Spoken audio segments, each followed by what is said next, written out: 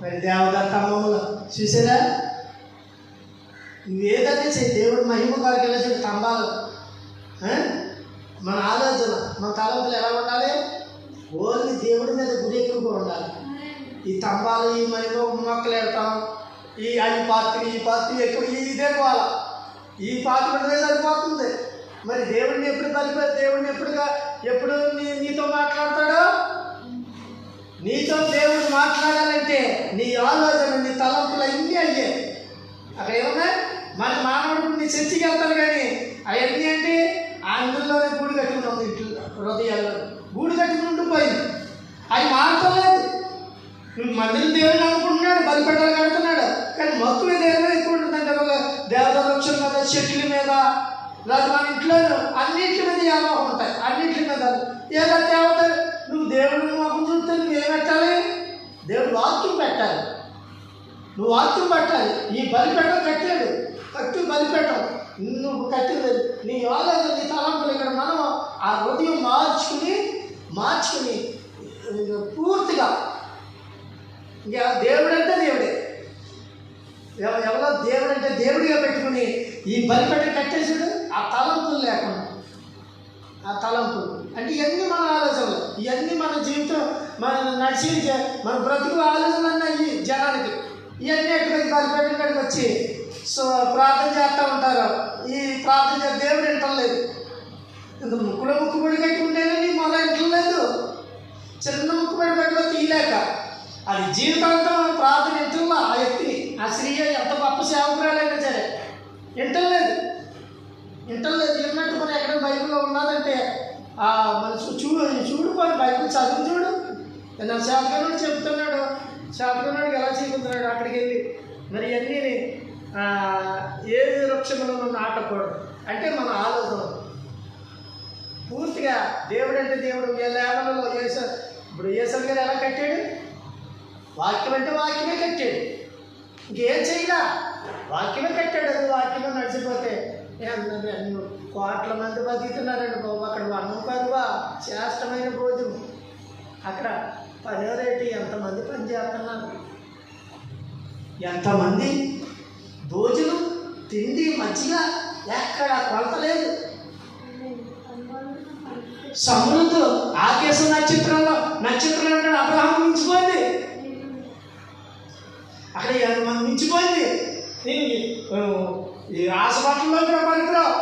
ఆ రూములు సేవకులకి వాళ్ళు ఆడకలిసి తయారవుతున్నాయి. అందులో ఫ్రిడ్జ్ చూస్తే ఆ మైండ్ పోయింది. అంత కాస్ట్లీగా కట్టుకున్నాయి మంచాలు, రూములు చక్కగా. హాస్పిటల్లో కన్నా దాన్ని అంత చక్కగా ఎక్కడో అమెరికాలో చూసి తెచ్చికట్టేది. అక్కడ రావటానికి ఆ రూమ్లోకి బాత్రూమ్లో ఎంత కాస్ట్లీ అమెరికాలో ఉన్నాయి చూడు. ఆ టైంలో అక్కడ జెండా ఎగరేసారు. అమెరికాలో ఉంటుంది చూడు ఆ జెండా. మా చర్చిగాడు కోనేరు బాత్రూమ్స్ ఆపకి ఇవ్వకని ఎంత శృంగారం చేస్తున్నారు. ఇప్పుడు అది నేను వాళ్ళు చూసేది అర్థం. ఉరిసొట్లో టీలు అలాంటి మన టీలు వేసారు. టీలు ఆ పక్కన పెట్టి ఈ పక్కన ఎంత బాత్రూమ్స్లు ఇవ్వటానికి రంగులు వేసారు. బాగా రంగులు అందరూ నీళ్ళు పెట్టేస్తారు.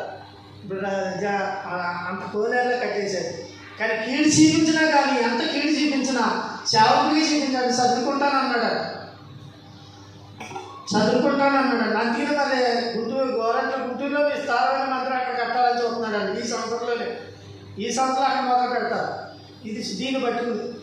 అలాగే అక్కడ చేసిన తర్వాత మరి బలిపెట్టం ఎలా కట్టారు? అక్కడ బలిపెట్టి దేవదారు వృక్షంతో అక్కడ పని చేస్తారు. లోన దేవదారు వృక్షంతో ఆ బలిపెట్టం కానీ చూస్తే మండించేది. అసలు పరలోకంలో నాకు ఇంత దళిత ఎంత ఇచ్చావా? నాకు మందిరం అంటాను. నేను ఆ మందిరంలో నేను అక్కడికి వెళ్ళి బలిపెట్టం కాడికి వెళ్ళి ప్రార్థన చేశాను. అలాంటి మందిరం అని. ఆ మందిరానికి ఎక్కడ, నేనెక్కడ పిక్క చింత వెళ్ళిపోతుంది. లోన నడుపుతుంటేనే కరెక్ట్ తరగలేదు. ఆ బలిపెట్టంలో నడిపితేనే క్యాన్సర్ నడిపితే తరగలేదు. అయిపో పూర్వం పచ్చని అమెరికన్ ఎంట్రన్స్ ఇలా దండరెట్టి ఇలా వాళ్ళేమో ఇలా దండరెట్టి మొక్కలతోటి మనుషుల్లా తయారు చేసేది. ఎక్కి జనానికి ఇలా దండపెట్టినట్టు వందనాలు పెట్టిన మొక్కలు చెక్ చేసేది. అక్కడ కట్ చేసేది. ఇవన్నీ నాకు తెచ్చి ఎదురు ఒక సేవకులు లేరు, వెళ్ళిపోయారంటే వాళ్ళు చర్చికి వెళ్ళిపోయి ఇవాళ వచ్చేస్తారండి, సాయంత్రం అక్కడికి వెళ్ళిపోతారండి. అలాగా ఇక్కడ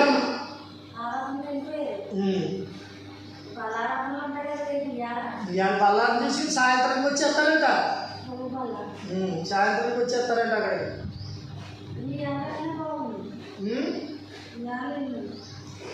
ఇంకెక్కడ ఏముంది, మనం ఏం చేయకూడదు. దేవుడైన 22లో దేవుడైన యెహోవా విగ్రహమును దేశించేవాడు కనుక చదువు. దేవుడైన యెహోవా విగ్రహములను దేశించేవాడు కనుక నీవు ఏ స్తంభమును ఏ స్తంభమైన నిలబెట్టకూడదు. చూసారా ఏంటండి, ఏంటి ఆ గుణదల్లో చూస్తే ఎన్ని నిలబెట్టారు, తిరణాలే గుండె గీయించుకుని వస్తున్నారు. విగ్రహమునే దేశిస్తున్నాడు కదా, రూపం పెట్టారు, విగ్రహానికి రూపం పెట్టి అలాగే పెట్టి ఇలాగే ఆడుతున్నారు. మన ఇంట్లో కూడా పువ్వులా ఇలాంటివి కాదు. దేవుడు నేను పైకెట్టాను చూడు వాక్యాలు, నేను పైకి తెచ్చేటాను చూడు, ఆయన అన్ని వాక్యాలే అది అలాంటివి. నేను ఆయన విగ్రహం పెట్టినా, నేను నమ్ముది కానీ విగ్రహం పెట్టలా, నేను ఏ విగ్రహం పెట్టలేదు. దేవుడు సాక్షి, నేను పైన ఉన్న ఆకాశం సాక్షి. అందుకనే నాకు ఈ మాటలు చీకంటున్నాడు. నేను విగ్రహం చేశాను, నేను అసలు మొప్పుకోలేదు. అసలు ఏ రూపం తెస్తే నేను దేవుడు వాక్యం తెచ్చి అంటించాను ఇంట్లో. చూడండి ఎలా పెట్టాను. ఇంక బండి మీద కూడా బండి మీద దేవుడు వాక్యం పెడతారు, ఇంకానే కొంచెం తోకలు కూడా కలుగుతాడు. అలా కలపకూడదని ఇక్కడ చెప్పాడు. బలిపేటం దగ్గరే కట్టు బలిపేటం, మీరు ఏదైనా కట్టు హృదయం అవ్వచ్చు, హృదయం కట్టినా సరే ఆ ఆలోచన ఉండకూడదు, ఆ తలంపులు ఉండకూడదని చెప్పాడు. ఆ